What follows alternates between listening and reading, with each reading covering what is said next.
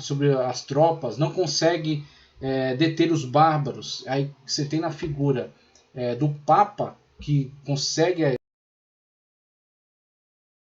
sobre as tropas, não consegue deter os bárbaros. Aí você tem na figura do Papa que consegue, que alega ter uma linha sucessória que retrocede até Pedro.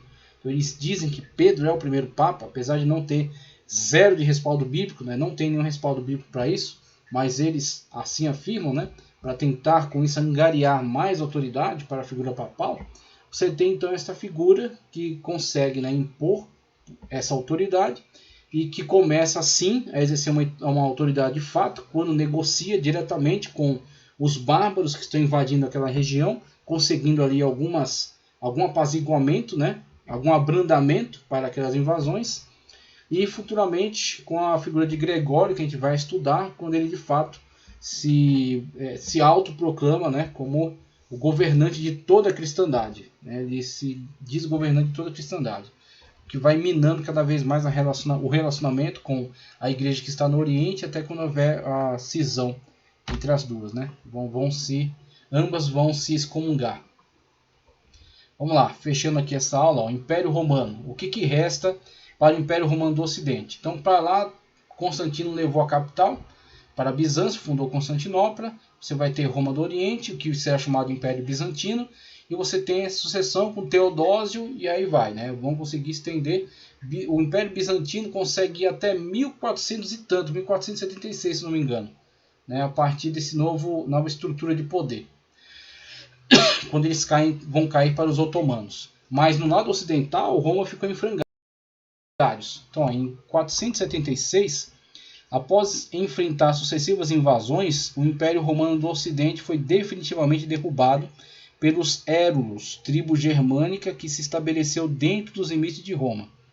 Enquanto a porção ocidental de Roma estava em ruína, o Império Romano do Oriente conseguiu manter-se firme, passando a ser reconhecido como Império Bizantino, existindo até 1453, né? Não é 76, é 1453, quando foi derrubado pelos islâmicos ou pelos otomanos. Ok? Então temos aí essa figura que ilustra aí Rômulo Augustulo, último imperador romano. Rômulo Augustulo, último imperador romano. Moeda cunhada após a conquista dos Érulos, expondo a face de Odoacro. Temos aí o primeiro rei bárbaro que agora está governando sobre Roma. E aí teremos uma sucessão de reinos bárbaros que vão sendo fundados, e a Igreja Católica exercerá influência sobre eles. Já, na verdade, quando isso acontece nessa época, 476, né, com a queda aí de Rômulo Augusto, a conversa que Leão I teve com um rei bárbaro que estava ali invadindo, com Átila, né, chamado Flagelo de Deus, a igreja já estava atuando, a igreja já estava influenciando algumas tribos bárbaras. Havia algumas tribos que já eram cristianizadas, se eu não me engano os godos já tinham muitos cristãos entre eles. Cultura, aí a herança, né, de Roma. Cultura, direito romano. Aprofundamento na regulação da vida social e dos costumes. Jus naturale, direito natural, a filosofia jurídica. Jus gentium, leis gerais aplicadas a qualquer pessoa. Jus civile, leis aplicadas aos romanos. Então eles se entendiam a civilização, né? Entendiam a civilização. Cultura, literaturas importantes, né, para a cultura romana. Virgílio, que viveu entre 70 e 19 a.C., autor de Eneida, e Horácio, entre 65 e 8, autor de Odes, Sátiras e Epístolas. Também Ovídio, 43 antes até 17 depois de Cristo, autor de Artes de Amar, né? Temos aí Ovídio. Tito Livio, 59 a 17 a.C., historiador. Então temos aí o fim do Império Romano do Ocidente. O que resta é o Império Romano do Oriente, né? O Império chamado Império Bizantino. E aí passamos adiante, só trazendo algumas informações para concluir aqui esse entendimento acerca da queda do Império Romano e agora esse vácuo de poder sobre o qual vai surgir a chamada Igreja Imperial, que é o nosso próximo tópico. Então, vou trazer aqui uma leitura breve explicando para vocês acerca da importância da atuação dos bárbaros, tá certo, na queda desse Império Romano Ocidental. Aí você tem em tela, ó, Roma e Constantinopla sinalizados, Império Romano do Oriente. Veja a distância entre eles, né? E veja aí a movimentação de tropas bárbaras em torno, tá certo, da cidade de Roma, né? O assédio a Roma. Eu vou fazer uma leitura aqui de Eduard Gibbon, O Declínio e Queda do Império Romano, de Eduard Gibbon. Eduard Gibbon, página 440. A conquista da cidade eterna pelos godos não significa evidentemente a queda de Roma, em qualquer sentido preciso. Observa o próprio Gibbon que os vestígios da invasão goda foram quase obliterados em menos de 7 anos, e que a venerável matrona retomou a coroa de louros que havia sido amarrotada pelas tormentas da guerra, e ainda se entreteve no último momento de sua decadência com as profecias de vingança, de vitória e de eterno domínio. Então essa ilusão que pairava sempre na mente dos romanos, né? Que eles iam reinar eternamente. Mas vede os ferimentos mortais que lhe haviam sido infligidos pela superfície da Gália, da Itália, da Espanha. Rodopiava uma nuvem de conquistadores bárbaros, godos, borguinhões, vândalos, hunos, etc., cujo caráter mau se escondia sob o título de hóspedes dos romanos. De todo o Império Ocidental, somente a África, por um breve período, não foi maculada por mãos bárbaras. Entretanto, uma vitoriosa expedição dos vândalos sob o comando de Genserico, auxiliada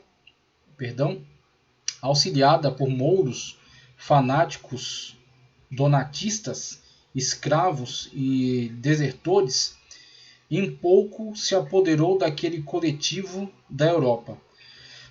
Em pouco se apoderou daquele celeiro da Europa. É um celeiro, né, para o continente europeu.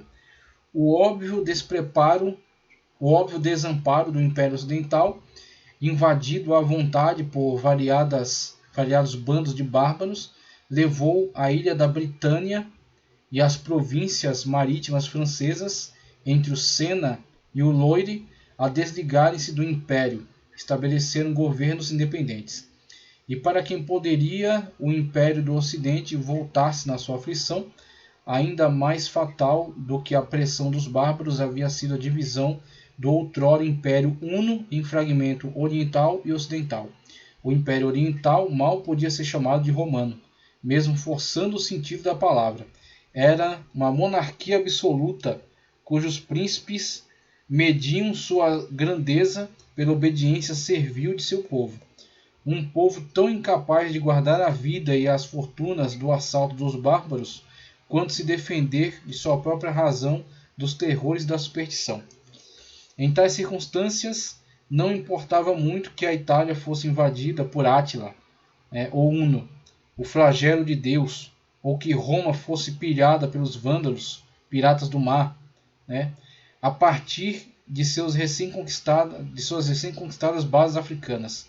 Outros povos bárbaros poderiam facilmente ter levado a cabo tão pavorosa empresa sem serem impedidos por um governo romano que parecia cada dia menos terrível aos seus inimigos, mais odioso e opressivo aos seus súditos, pois a tocha de Roma bruxeleava, ou seja, quase se apagava, né? Uma linguagem antiga, antes de 500 depois de Cristo. A Itália estava nas mãos de Odoacro, seu primeiro rei bárbaro, e logo depois Gibbon interrompe seu curso de narração para fazer o seguinte epitáfio. Aí ele vai dar continuidade aqui com outro texto, que não vou dar sequência, tá ok? Então somente até aqui temos aí essas movimentações de bárbaros que foram assediando até que enfim conseguiram pôr abaixo esse grande império romano existente desde 700 a.C. e agora por volta de 500 tem aí sua queda definitiva, tá ok? Anglos, saxões, francos, godos, visigodos, ostrogodos, hunos e vândalos estão aí sinalizados, né? Visigodos, francos, burgúndios, lombardos, eslavos, bretões, saxões, ostrogodos, vândalos, suevos, anglos e hunos. Os bárbaros, além de exímios guerreiros, eram excelentes criadores de cavalos. Então temos aí as tribos, né? Muitas tribos que constantemente estavam enfrentando os exércitos romanos, e que, se não houvesse uma administração central muito forte e exércitos muito bem treinados e preparados, facilmente o Império seria derrotado, como de fato foi, né? O Império Romano do Ocidente caiu. Principais invasões bárbaras junto ao Império Romano. 403, visigodos apoderam-se da Itália e Grécia. 406, ostrogodos são derrotados na Itália por tropas vândalas a serviço de Roma. Aí você vê, os caras começam a contratar mercenários. Então, Roma já não tem uma estrutura própria. Então, isso aí, só esse fato para Roma já é uma extrema vergonha. Os caras não têm mais uma tropa, um exército preparado como tiveram ao longo de tantos séculos da história. Os caras estão contratando mercenários vândalos, né, para lutar contra outros bárbaros. Veja só, 410 visigodos atacam Roma. Em 410, visigodos atacam Roma. 450, hunos, sob a liderança de Átila, o flagelo de Deus, invadem e saqueiam a Gália. 455, vândalos saqueiam Roma. Olha os caras que eles contrataram para lutar, né, contra os ostrogodos, né, que foram mercenários para eles. Eles já estavam por ali, saquearam Roma. 476, Odoacro, rei dos Érulos, depõe o último imperador romano, Rômulo Augustulo. 493, ostrogodos conquistam a Itália. E aí temos aí na imagem acima, ato que fica famoso, Leão I, Papa, tá certo? Vai ao encontro de Átila, chefe dos exércitos dos hunos, para tentar convencê-lo a não invadir Roma. Mesmo com seu pedido, Átila invade Roma, mas atende seus outros pedidos de não incendiar nem assassinar. Inclusive aqueles que se refugiavam dentro das igrejas ficavam vivos. E aí você tem Roma dependendo agora da igreja cristã, a quem tanto perseguiu, dependendo deles para se livrar da cruel morte, né, sob a maldade e a crueldade dos bárbaros. Odoacro liderou a revolta que provocou a queda de Rômulo Augustulo, Augusto Pequeno. Entregou as insígnias imperiais a Zenão, imperador do Oriente, declarando-se governador da Itália. Então a movimentação foi a seguinte: para não atrair a atenção, né, do Império Bizantino, ele pega as insígnias imperiais e fala: ó, esse negócio de império é com vocês, ó, toma aí. Mandou para eles e se declarou como apenas um governador daquela região. Então, uma vez que não havia mesmo poder centralizado, haviam vários reinos bárbaros que estavam surgindo, então ele era um dentre esses reinos bárbaros. E o Império Romano do Oriente também não tinha tanto poder assim para dominar aqui a situação. Então, satisfez-se com isso. O governador tornou-se governador da Itália em 476. Muito bem. Este golpe de Estado marcou o final do Império do Ocidente e inicia um novo período chamado Idade Média. Muito bem. E aí, próxima aula é exatamente tratando acerca do surgimento da Igreja Imperial. Tá, ok? Então, vamos dar continuidade, analisando melhor o surgimento dessa estrutura, a estrutura institucionalizada da Igreja Católica Apostólica Romana, que assume nesse vácuo de poder, né, essa desestruturação do Império Romano do Ocidente, com a queda da administração romana, com o surgimento de muitos reinos bárbaros e com um trabalho feito pela Igreja Católica nesta região, que de fato em muitos aspectos foi um trabalho extraordinário, mas que também, por outro lado, teve suas desvantagens com uma perda, tá certo, da qualidade doutrinária e a invasão por muitas práticas, né, muitas práticas pagãs dentro da estrutura da igreja. Com certeza, um engrandecimento excessivo de seus líderes, que passaram a ter de fato um poderio político, né? Então, os líderes da Igreja Católica passaram sim a ter um poder político, mais do que um poder religioso, um poder político. Tanto o Papa quanto os arcebispos, quanto os bispos nas suas regiões, tá certo? Tinham um poder que pareava em alguns momentos com a administração civil daquela região. E assim, claro, vem a corrupção, né? Vem a destruição também dessa estrutura. Então vamos analisar melhor na próxima aula o surgimento da Igreja Imperial. Eu agradeço a todos vocês que continuaram comigo ao longo dessa aula Deus continue abençoando poderosamente a vida de vocês, continue fazendo crescer e desenvolver, tá certo? Na carreira cristã. Se você gostou do vídeo, dê um like, tá certo? Compartilhe, inscreva-se no canal, já estamos em 2.430 inscritos, graças a Deus e graças à colaboração de todos vocês. Que o nome do Senhor seja sempre glorificado. Em nome do Senhor Jesus, muito obrigado.